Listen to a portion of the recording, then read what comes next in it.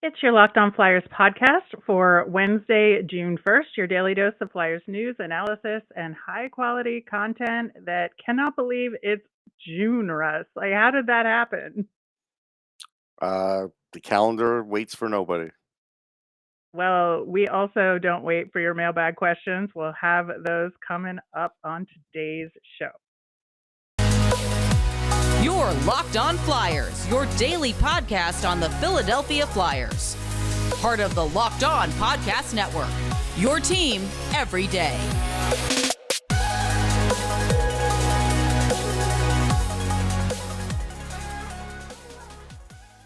Hello, once again. I am Rachel Donner. You can find me on Twitter at rmiriam. I'm here with the incredible Russ Cohen, who's on Twitter at Sportsology.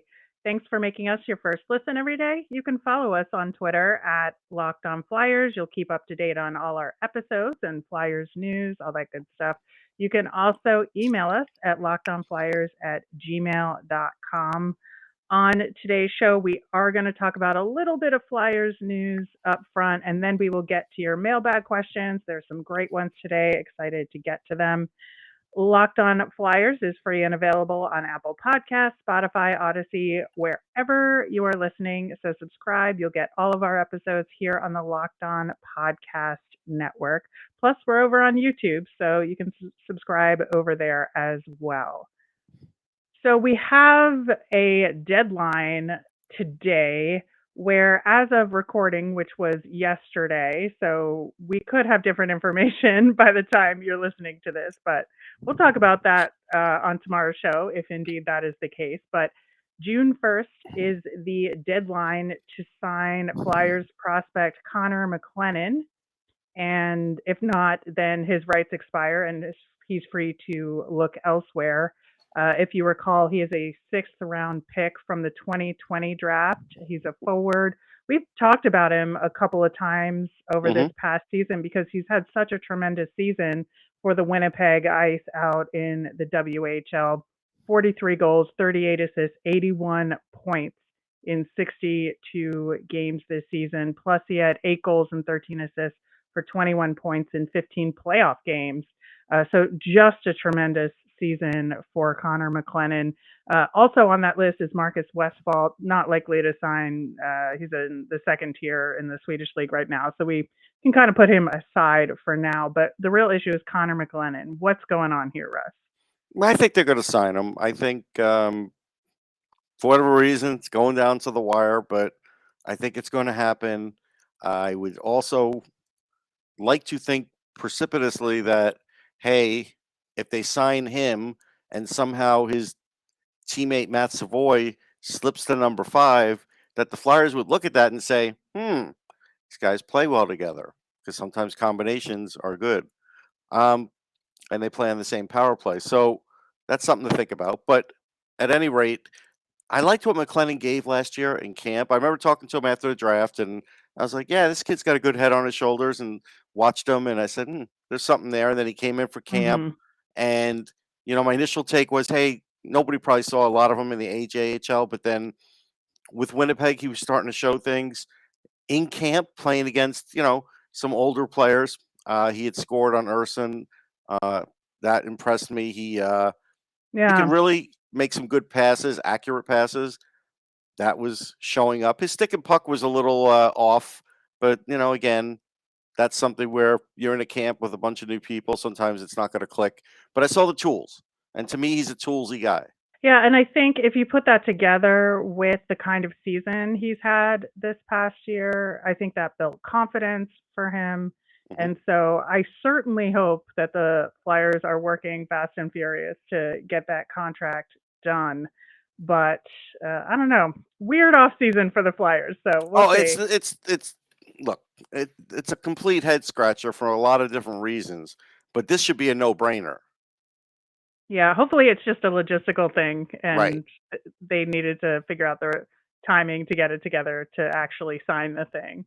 So hopefully everything is all good on that front, and we're panicking over nothing. Yeah, maybe flight from Winnipeg takes a little while, whatever. Yeah.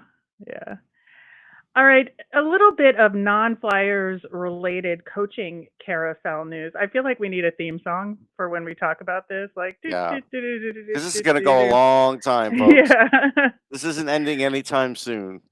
Yeah, so Tariq El-Bashir, who covers the Washington Capitals, noted that Capitals assistant coach Scott Arniel, who was an assistant with the team for the past 4 years, is heading to Winnipeg as an associate coach, which is really interesting because they have not hired their head coach yet. Hmm. Let me do some detective work here. So he's an interesting case because he did coach the Columbus Blue Jackets Right, I about remember 10 years that. ago for a couple of years. He was also an assistant for the Rangers when Alain Vigneault was there and part of their Stanley Cup run in 2014. So I think that, there are teams making moves now with a guy like this, and the fact that he was available and not somebody that maybe we would have been aware that he would be available, that his contract with the Capitals had ended and he just decided to move on. Yeah, actually, like, it's the most basic. Duh, Trotz knows him. He's been with them since 2018-19. So Hmm. did Barry ask them to get him? And if they get him, Maybe. he signs there? Yeah, I think there's a chance of that. Yeah, I think so too. So I think those dots connect themselves, especially Yeah. because of the fact that they haven't officially hired anybody yet in the head coaching job. And you wouldn't hire an assistant like that unless there was something to it, right? Right. And again, it kind of burns the GM a little if Trotz can steal them. So that's another, thing there. Whether they're done with him or not, there's still that friction between Trotz and management in Washington. Yep. I think it's real interesting in DC right now with what their team might look like next year.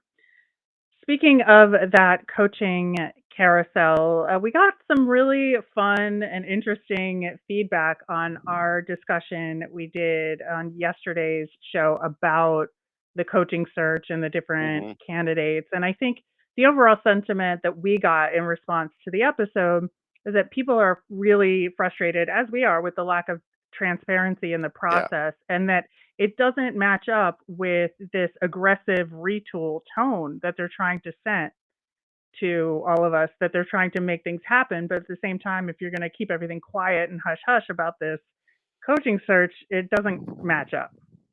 Right. I think that this is a function of too many cooks in the kitchen, hard to have that message stay on brand with all of them. It's just too many people. Like, if we start doing the show outside of you and me and we say this is going to be the theme of the show, it's more likely to get derailed with more people that we add, right? Because it's just, more personalities, whatever. I think that's what's going on here.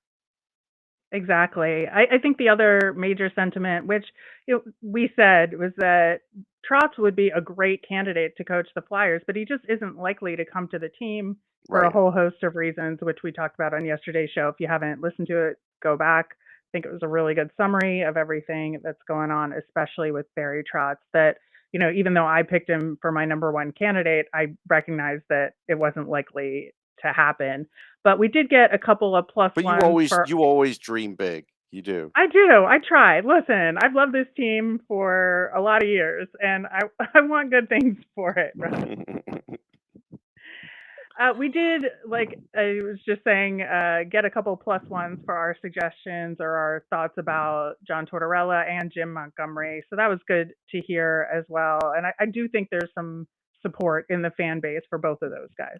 Yeah, Montgomery's name did surface as one the Flyers are interested in. So finally, after all this, that's come out. I forget who had that, but so there's that, and that's good. In the end, he could end up being the guy. He is my number one, and if that's the case, that's fine. Uh, Still would have liked to seen Trotz actually show up in Philly, but people are now telling me that maybe they're doing Zoom calls, but I'm old fashioned that way. I want a guy to come here so I can show him the facilities, uh, give him the horse and pony show, show him even if you don't want to go and drive to Voorhees, show them what we got going on in Voorhees. I don't think you can accomplish all that on a Zoom call. But apparently, Yeah. unless it's very close, these guys don't want to come now. I can certainly understand that, especially if you're at your cottage for the summer, right? Yeah, but this is your job. Like, I get you're at the I cottage. know. How long does one day? It's one day out of your life. Go to The- Winnipeg for one day and then tell them, absolutely, I'm not living in the city, but at least I would go. No, that's totally fair. Totally fair. All right, one other piece of feedback we got, which was pretty interesting as well. There were lots of people who listened to our episode on Monday about Travis Konechny, about trade options if the team were to trade him. A lot of people really want to keep him, and they really think that a change in coach will be the difference for him, and the right system will create an environment where he can thrive, and that people don't think the return would be enough to match what he could potentially do next year. I mean, look, the return is never what you especially with fans, what you would want or think of that player. But this will be his third coach, right? Mm-hmm. Like, how many coaches are you going to give him? Like, that's where you have to start asking yourself. Right. I think there is a fine line there in terms of when is it the change of scenery that will make the difference as opposed Right. to just change in system or coach. And I love Travis Konechny. I just think that there may be an opportunity there as well. And I would like to know what that is in terms of a deal. Yeah. All right, we will get to your mailbag questions right up next. But first, this episode is brought to you by Rock Auto. With the ever increasing numbers of makes and models, it's now impossible for your local chain auto parts store to stock all the parts you need. Why endure often pointless or seemingly intimidating questioning and wait while the person behind the counter orders the parts on their computer? They're going to choose the brand their warehouse happens to carry. You have computers with access to rockauto.com at home and in your pocket. Rock Auto prices are reliably low for every customer, from expert mechanics to beginner do-it-yourselfers. And they're going to have everything you could need. They're from brake parts to tail lamps, motor oil, even new carpet. Whatever you need for your car, you're going to be able to find it and get your car in shape. So go to rockauto.com right now and see all the parts available for your car or truck. Right, locked on in their How Did You Hear About Us box so they know we sent you. Amazing selection, reliably low prices, all the parts your car will ever need at rockauto.com. All right, we have a favor to ask you. We at Locked On have put together a survey so we can learn more about listeners like you and make your favorite Locked On podcast even better. This is your opportunity to tell us what you like and don't like about Locked On podcasts. So go to lockedonpodcast.com/survey right now to get started. Won't take very long. And if you complete a survey, you qualify for a chance to win one of 10 $100 Ticketmaster gift cards. That's There you exciting. go. That's good. So go to lockedonpodcast.com/survey. And thanks so much for your help. All right, diving into the mailbag. Brendan asks, and this is mostly for you, Russ, when you were talking about the core players, who are the veteran players who are still with the team that you referred to in the discussions of what can happen with this team if this particular group of veterans turn the coach off? So who is that core? Okay, so Couturier, Provorov, Konechny is still in it for however much longer. Farabee. Those to me are the main ones, and Kevin Hayes. So that's 5. That's their core. Right. Yeah, I think that's pretty spot on, and I think that's the group that's going to make or break whatever happens with this next coach. Yep. So along those lines, another good question that came in: what is the threshold for change on a team where you can truly change the culture? Well, I mean, I think they want to make change, but like the Rolling Stones said, you can't always get what you want because you don't have a lot of cap space. You may not be able to find a team that wants players that you want to trade. You may not get the coach you want. I mean, this could be an off season of not getting exactly what you want. Yeah, I think that in a situation where you really need a vast culture change in order to turn things around or just create a new attitude, you have to swap out a certain number of players on the Hmm. roster because you can't just have like old habits. But at the same time, you need an identity. And so if you change too much, it might take too long for things to come together, right? And get the chemistry that you need. So I do think it's a delicate balance there, but I do think with the Flyers, they absolutely need to create a winning attitude that just hasn't been there. And that's a tough mountain to climb. So I think it's the bar is going to be pretty high, and it's going to take a lot for them to make this culture change, given, to your point, they can't do a lot of it because of the cap issues. And the longer you wait for a coach, the longer all this gets stalled. Like I get it. Some teams feel like, you can wait on a coach, it's fine. But if you're looking to make this culture change and the GM keeps making moves, like even though there may be prospect moves, like let's just say you get McClennon, and then the next coach who comes in says, "Yeah, I remember our team scouted him. We didn't like him." Like these things could happen. Mhm. Yeah, I think that's probably one of the reasons why they're holding off on a bunch of other things as well right now. But we just have that deadline with McClennon. Yeah. All right. So specifically to John Tortorella, if the Flyers hire John Tortorella, what can Cam Atkinson do to help with the transition? I mean, he could basically tell the guys, listen, I played for Torts. I had great years for Torts. I respect the guy. I like dogs. Torts likes dogs. That's good. If you like a dog, you'll like Torts. Sometimes Torts is nicer to dogs than people. I don't think Cam would say that, but he might tell them that in a dark part of the locker room. But in the end, uh, it's always like a 60-40 that they seem to like Torts more than they don't, especially if he's winning. When he's not winning, then that's when they tend to really not like him because then they don't want to do all the extraordinary things that he wants you to do to be a winner. So I think Cam could at least talk about how you may not like the way this is for practice and you may not like this, but he gets results. Yeah, I think practice is really the part of it that's going to be key for me with Cam Atkinson, especially with Claude Giroux gone. Giroux was the guy that kind of set the tone in practice Absolutely. for being, hardworking and the model for practice attitude. And I think Cam Atkinson would have to step up and fill that role, especially because he would know what is required of you with John Tortorella blowing the whistle, right? So I think that would require him to really just take ownership of the team in terms of practice and making sure you get everything out of them, especially in the early parts of the season when everybody's getting used to it. All right, next question. Do you think the Flyers are holding off on re-signing anyone else until the coach is hired? Without question. Because again, the further you go down this hallway, the less you can't be as flexible with when the coach comes in and says, "This is what I envision." It's going to be harder to meet in the middle when you've already made X amount of moves, and now the only other moves you can make are either hockey trades or cap moves. Yeah, I think that's spot on. I just think that they really are going to need to bring whoever this in as part of that process, which is going to be another cook. So it's going to be great.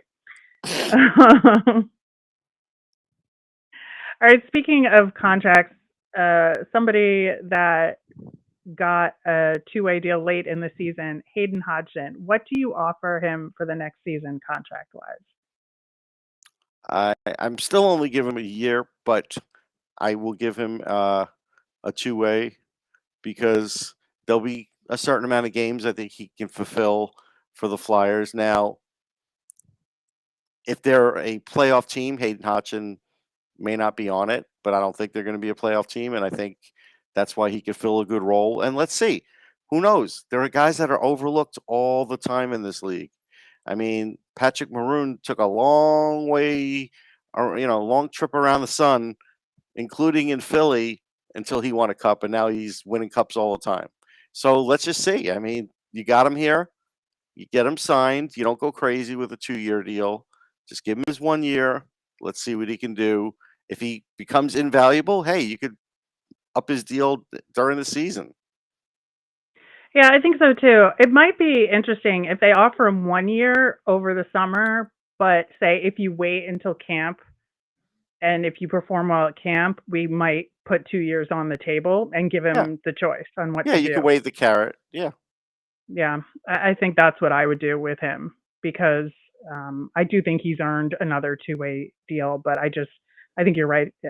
Just a 1 year deal is the right way to go unless he's willing to, see what he's like up against the competition at camp. hmm All right. We talked about Connor McClennon and having that June 1st deadline. Will the Flyers try and sign any of the other players from other teams on that June 1st deadline list? they should, but the issue is going to be, I think, when is Frost? Frost is July 1st. I I'm don't going to know say off if the top of my head. it's something like either June 25th or June July 1st. 25th. He's a It's June 25th. okay. Yeah. So I don't know what the Flyers contract situation will be at that moment.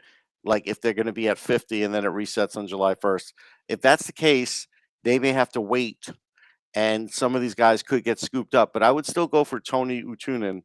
I like him. He's already signed for next year with the Pelicans. So like he's, Mhm. let him play over there. That's fine. But That's I would over in give Finland. that's over in Finland. Sorry. I would still give him a 2-year deal, even though he's 5'11". He's a terrific skater, and he is a shutdown guy. And I think, like Kimmo Timonen was, even though he had offense in his game, he turned out to be a terrific defenseman. I think it's possible to have these guys do that in this league, but you have to give them a chance.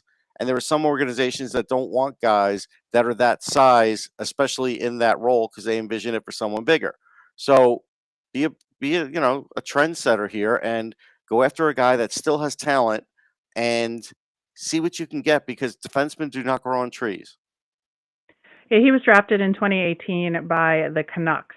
Yep. So that's where he's been spending his time since then. It'll be interesting to see who does and doesn't get signed off of this list and what opportunities there may be there. But we have more questions coming up next. But first, we're going to hear about our friends at Bet Online.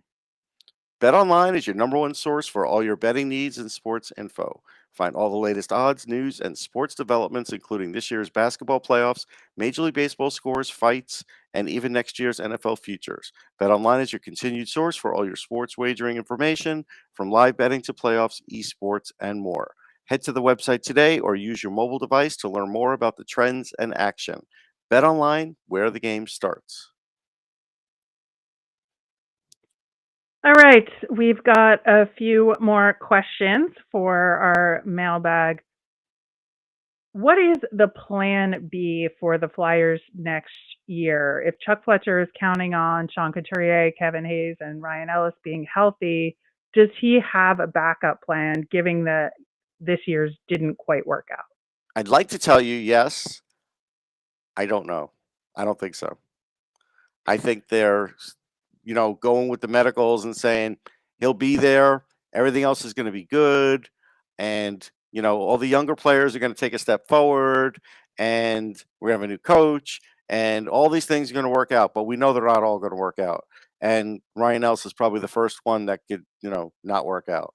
Yeah, I think his plan B is going to have to be the younger prospects because he won't have Yep. the cap space. And if he winds up signing a bunch of veterans and pushes out any opportunities for the prospects, I am also going to be mad because you can't do that 2 years in a row to these kids. You just can't. To have any chance of knowing what they can do at the NHL level for sustained periods of time. That's something I harped on a lot at the end of the season when they were giving these guys 1 or 2 games instead of a 5-game tryout. And they can't do that again. I will be mad. Personally, I will take it personally. Oh, listen, when Nate Thompson was getting shifts and Yandel was still getting shifts, I was asking myself why. One of those prospects is Samu Tuomaala. I've got a question on him. What is his path to the Flyers right now? How long do we think it'll take to get him back to North America? Well, last year was a lost year. It was a horrible year. I've been told that won't happen again, but you never know. I mean, again, when a player's playing over there, you lose a certain amount of power and accountability over that player. So you hope that he could play a full season with one team and do very well. That's the goal. Will that happen? I don't know. He played with multiple teams last year. He didn't do much of anything. Me personally, I would have brought him over and have him play in the OHL or something like that. Did they even have the conversation with him? I don't know. But at this point, I feel like he needs games. He's got a great shot. He's a good skater and he's tricky out there, but there's development time now that we have to gain back for this guy. Yeah, I think that it was really unfortunate, and we talked about it when the Flyers hired Sami Kapanen, and I certainly hope that he gets some extra attention this upcoming year from Sammy and the team overall, just to really give him the best shot at turning things around and coming over for the following But year. just to give you an example, like, he's not even a blip on the World Championship team thought. So there's a lot of work to be done. Yeah, where he should be at this point. All right, last question. Who is your early candidate for next season for a breakout performance for the Flyers? I'll still go with Noah Cates. I still feel pretty confident with that. I'll get a look at camp, and see. But right now, I'm going to go with that. I'm picking Cam York. I think that he got some real good quality time in the latter parts of the season, but in some ways it was pretty sheltered because there was no pressure because the team was just bad and they weren't going to make the playoffs. But I think that this is his time to step up. It's a clean slate with a new season. They're going to have to depend on him to take that next step as a defenseman on this team, again, because of all of the other issues, which we discuss ad nauseum with building this roster. And I especially think on the power play, he has a real opportunity to take a spot and get that extra ice time and show what he can do and really just go to town and show why he was the Flyers' #1 pick that year. So I like it. I'm going to pick Cam York. Okay. Speaking of Cam York, what a fortuitous transition here for our Flyers fun thing. Cam York is spending some quality time this offseason, went fishing. Holy smokes, did he catch a good one. Posted it to his Instagram and caught a couple of really nice fish. He also has some cute dogs that he threw there in this photo gallery. But looks like he's having a good time this off season, and I'm glad he's having fun fishing because he's got to come back ready to work next season. Yeah, I appreciate the dog pics. I kind of wonder because that fish looked eerily similar to the other fish. Is he just reposting the one fish that he had the big catch with and making us think he had more? No, I think there's a couple of different kinds of fish. The heads look very different. Okay. I'm going to give him credit. He would not do that to us. No, I'm just kidding. Kidding. All right. That'll do it for today's show. Tomorrow, very exciting. We're going to go back to some prospect talk and really dive into why teams' boards might look different than some of the prospect writers out there and what goes into all that. Very excited to talk about that. As a reminder, we always want to hear from you. If you want us to answer a mailbag question, you can send them to us via Twitter at LockedOnFlyers. You can email us at lockedonflyers@gmail.com, or you can post a comment on our YouTube channel. I am Rachel. I'm on Twitter at rmiriam. That's RMIRIAM. I'm Russ. I'm at Sportsology, SPORTSOLOGY.